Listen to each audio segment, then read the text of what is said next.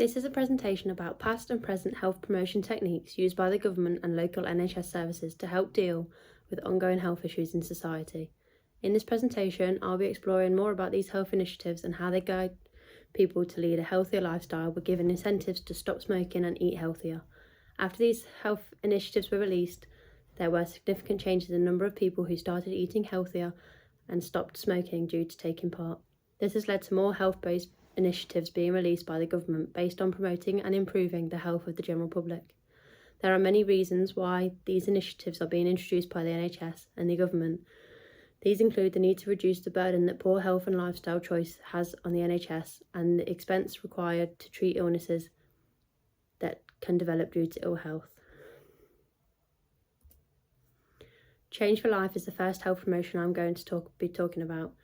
Change for Life was first introduced in January of 2009 when it was brought to the attention of the Department of Health that in the UK the numbers of obese people had trebled since the 1980s.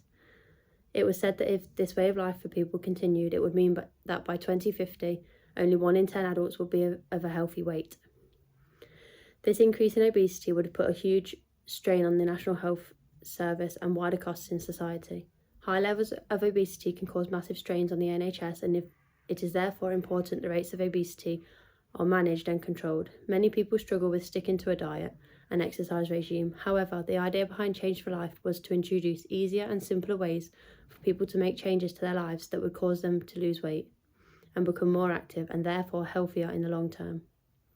The idea behind Change for Life was that the government would make plans for promotion of healthy eating in schools for children, introducing more outdoor areas and safe spaces for children and families to play and exercise, and build more cycle lanes to make cycling more accessible and easier to use day to day.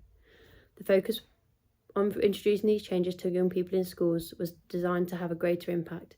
This is because if healthier habits can be implemented in earlier age, they are more likely to be carried through into adulthood.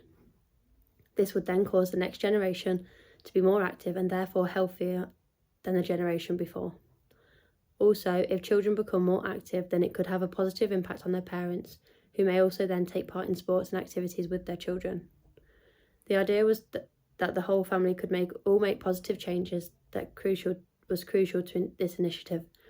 This is shown through the TV ads and show a whole family working together. These small changes to daily life helped families to follow the tips and ideas to be more active and eat healthier. The benefits of this would be to decrease the strain on the NHS and decrease public spending on the treatment of conditions that are linked to obesity and poor health. Change for Life started putting out adverts and posters to get families' attention. They used lots of simple posters and fun, colourful adverts to make the idea fun and stick in people's heads. They used easy, quick titles and fun activities and things for families to do and think about day-to-day situations, such as how they get to school and what kinds of snacks they are eating, and whether these could be swapped for something healthier. This again links to the idea that people struggle to make changes in their lives because they usually choose to make big changes at a time which are normally difficult to stick to long term. If small changes are suggested to people, then they don't have to think about what they should be doing, and also they are much more likely to stick to these changes as they are only a little different to their normal routines. Change for Life released lots of resources for families and for schools to get involved and learn more about simple swaps to make healthier choices in life. These included teaching resources and simple lessons for teachers to do in school with children, such as learning what is healthy and unhealthy for us to eat. They also released family snack challenges to help families make small changes to a healthier lifestyle. All these small changes helped families to be more mindful in what they decided to eat or do to help people lead a healthier life. This is linked to the idea that if people are educated of their choices, then they can make better choices that will therefore benefit them in the future. If children grow up with the knowledge of how to maintain a balanced diet, then they will be able to develop into adults with this healthier relationship with food. The aspect that links the family together as one unit increases the chance of success as it gives a level of accountability to everyone in the household, as the challenge allows everyone to work together. The results of Change for Life campaign exceeded all of the first-year targets, including reaching 99% of targeted families. Over 400,000 families joined Change for Life in the first 12 months. Over 44,000 families were believed to still be involved with Change for Life after 6 months. Over 1.9 million responses in year 1. 44% of primary schools, hospitals, general practices, towns and village halls, children's centres, pharmacies, nurseries, libraries and leisure centres displayed Change for Life materials. Over 25,000 Local supporters use Change for Life materials to help them start conversations regarding lifestyles with over 1 million people. NHS staff ordered over 6 million items of Change for Life material to distribute to the public. Primary schools generated over 50,000 sign-ups to Change for Life. In 2021, the Change for Life campaign joined with the Better Health Initiative after a huge influence on children and families to lead healthier lifestyles. The Better Health Initiative not only looks at eating and exercising to be healthier, but also helps give ideas and tips for adults to drink less and to help stop smoking, in the hope that they'll help give support for more people to become less dependent on these things to make them happier and contribute to living a healthier lifestyle and therefore live long and happy lives. Change for Life was very successful as it brought families together with the common goal of improving the physical health of every member. This campaign will have reduced the strain on the health service and enabled families to lead more active and therefore fulfilled lives.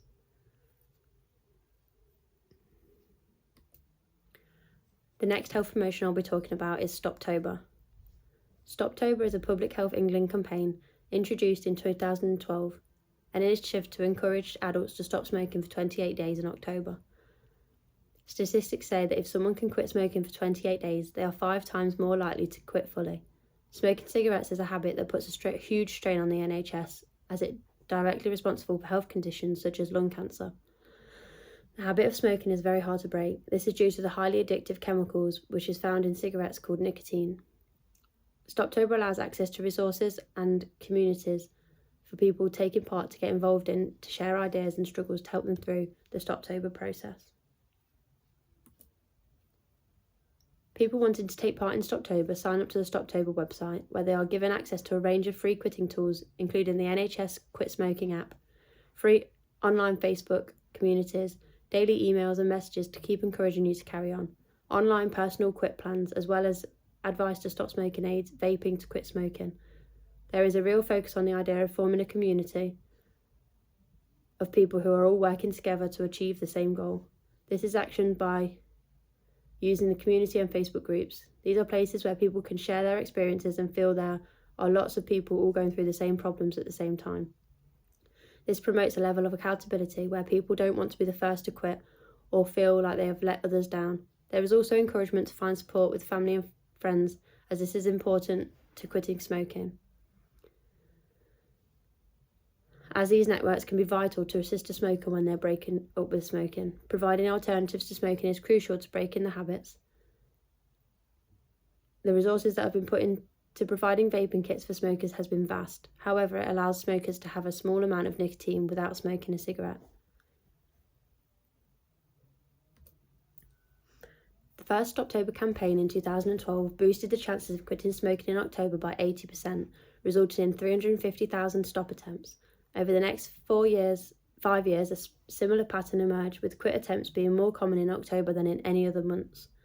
People often express a desire to stop smoking. However, the idea that it's synchronised means that they have a specific start date to attempt to quit. This means that people don't put off the start date and have a set calendar to stick to. Stoptober gives people the confidence and tools they need to take further steps towards a smoke-free life, and therefore enables people to take on the challenge to quit fully and spread awareness of Stoptober campaign and information. The success stories of other people who manage to quit will then inspire others to see if they follow the same programme, they can also manage to quit. The idea that it seems so difficult to stop smoking will put so many people off from trying to quit in the first place. Seeing success means that more people are likely to attempt to stop. Since Stoptober began, it has helped around 1.9 million people to stop smoking from completing the Stoptober challenge. This huge number has saved millions of pounds that would have been spent by the government to treat illnesses of people that are linked to smoking, and improved and prolonged the lives of millions of people to the benefit of them and their families. My health promotion idea is Christmas cut down. This idea behind this is health promotion is for adults to cut down the amount they are drinking over Christmas period. I've chosen this time of year as the festivities that take place during this period usually involve alcohol. There are also many points during this time of the year where drinking excessively is very common. This includes days like Christmas Eve, New Year's Eve and work parties. Studies have revealed that during the Christmas period, adults will consume on average 26 units per day. And in the whole Christmas period from Christmas Eve to New Year's Day, the nation will collectively drink 6 billion units of alcohol. This is over double the recommended weekly intake of alcohol that is recommended for adults. This figure is also on average, which means that people are often drinking more units of alcohol than this, and that people who do not drink at all are still potentially bringing those averages down. It is likely that for many young people, these numbers are closer to 30 units. Reasons for this health initiative. Doctors recommend that adults do not drink more than 14 units a week. This is equivalent to 6 pints of beer. They also recommend that people should space out their drinking and not save the units and have them all in one day. At Christmas time, with alcohol consumption increasing by over 40%, this also means that people are risking driving whilst over the legal limit. This means there is a much higher risk of car accidents happening. High anxiety and stress over the Christmas period can cause people who suffer with bad mental health to drink more. People who are prescribed antidepressants are urged by doctors not to drink, as alcohol is a depressant, and this could cause depression to become more severe.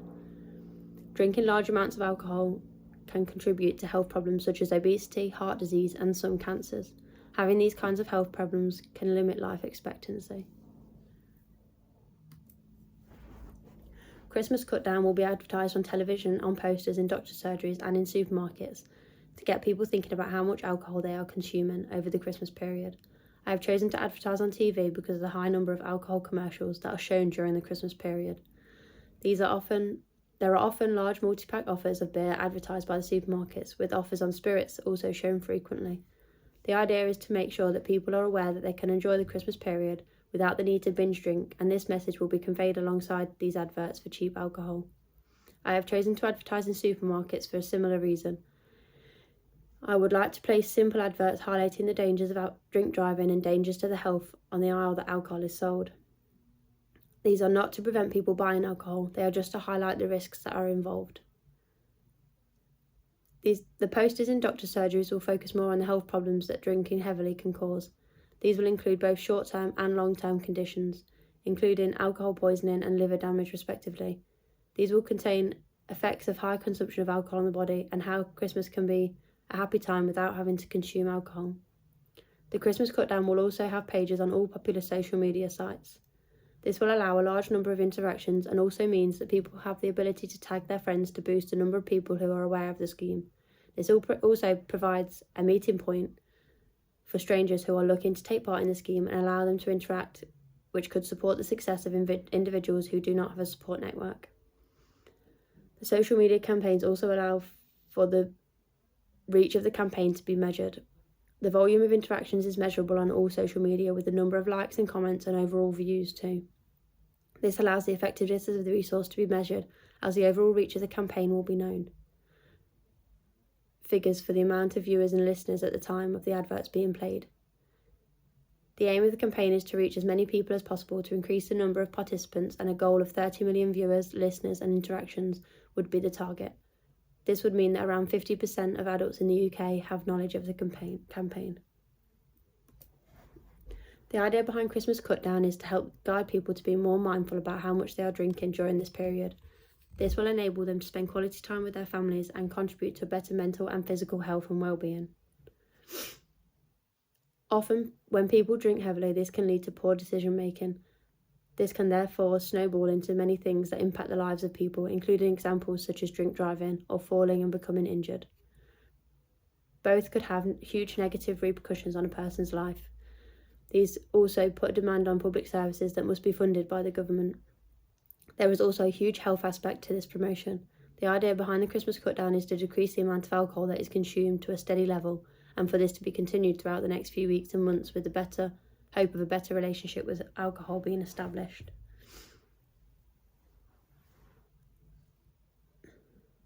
This will therefore promote better health within the adult population and directly decrease alcohol-related conditions, including liver problems, heart disease, and high blood pressure. This will allow people to lead longer and more fulfilling lives and decrease the strain on the health service. The health promotion model has been considered in this design on this health promotion scheme. This model includes 8 key ideas that can determine the effectiveness of a health promotion scheme for a person. The first of these is the perceived benefit to the individual. This means that during the campaign there will be more an emphasis on why it is so important for people's health. On the campaign posters, there will be reference to the impacts of drinking heavily on the body, including heart disease and high blood pressures. Another key idea is the interpersonal influences. Considering this campaign, it is a very sociable time. There is an expectation that most adults will drink alcohol. This is something that needs to be challenged during the scheme. To do this, a culture change is needed. This will be enacted by gaining a high number of participants in the scheme. It could also be useful to encourage nominations of even sponsorships, which could increase the volume of participants and could allow collections for charities at the same time. There are possible limitations that would hinder the effectiveness of this campaign. It is important to consider these in the planning of the campaign so that it can be worked around where possible. One limitation is that there is a social pressure around drinking alcohol, and this is only increased around the Christmas period. During this time, there are lots of group situations where people will be offered to or even bought drinks. This makes it harder to say no to drinking alcohol. This was one of the reasons why the limit was set to 14 units of alcohol rather than a week without any alcohol at all. Another limitation is the high volume of TV adverts and offers for cheap alcohol during the Christmas period. There are often big discounts on multi-packs of beer or seasonal alcoholic drinks. This encourages people to buy lots of alcohol because it is more cost effective, which means they have the alcohol in their house, which increases the temptation to drink. The volume of bank holidays and Christmas parties is also an issue for this campaign, as there is a culture of drinking heavily at these events.